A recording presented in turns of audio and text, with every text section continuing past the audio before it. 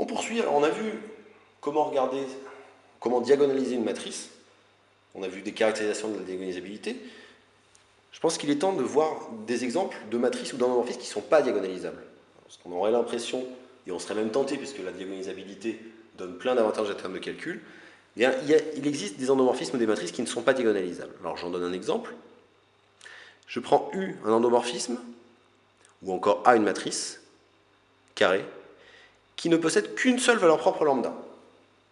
Eh bien, je prétends que dans ce cas-là, si j'ai qu'une seule valeur propre, l'endomorphisme, ou alors la matrice, est diagonalisable si et seulement si U, c'est l'homothétie vectorielle de rapport lambda, c'est-à-dire U égale lambda identité, respectivement grand A égale lambda fois IN.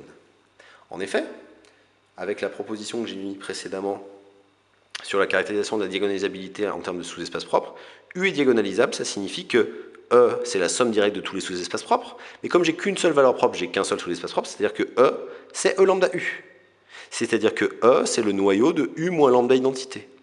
Mais si E, c'est le noyau de U moins lambda identité, ça revient à dire que pour tout x dans E, U de x égale lambda x. Autrement dit, que si pour tout x, U de x égale lambda x, c'est-à-dire que U égale lambda fois l'identité. Donc le seul endomorphisme diagonalisable avec une seule valeur propre, c'est l'homothétie, c'est l'application qui a un vecteur, donne lambda fois ce vecteur. Je donne une autre démonstration, peut-être plus adaptée pour la version matricielle. Une matrice A carré est diagonalisable avec une seule valeur propre. Ça signifie que A est semblable à une matrice diagonale, où sur la diagonale, j'ai les valeurs propres. Sauf que comme je n'ai qu'une seule valeur propre qui est lambda, ça veut dire que A est semblable à la matrice, qui est la matrice lambda fois identité. Et donc ça signifie qu'il existe P inversible tel que A s'écrive P fois lambda IN fois P-1. Mais P fois lambda IN fois P-1, le calcul de lambda sort devant, et P IN P-1, ça fait P P-1, ça fait IN. Donc A est égal à lambda IN. Et donc on obtient aussi qu'une matrice carrée, avec une seule valeur propre, n'est diagonalisable que si c'est la matrice lambda fois IN.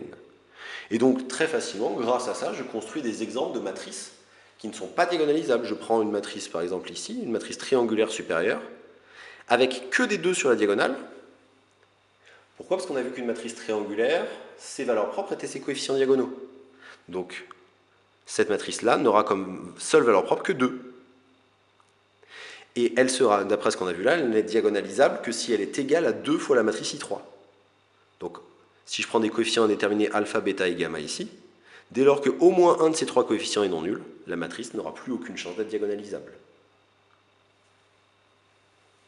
Donc je répète que cette matrice-là n'est diagonalisable qu'à la condition que les 3 scalaires alpha, bêta et gamma soient nuls.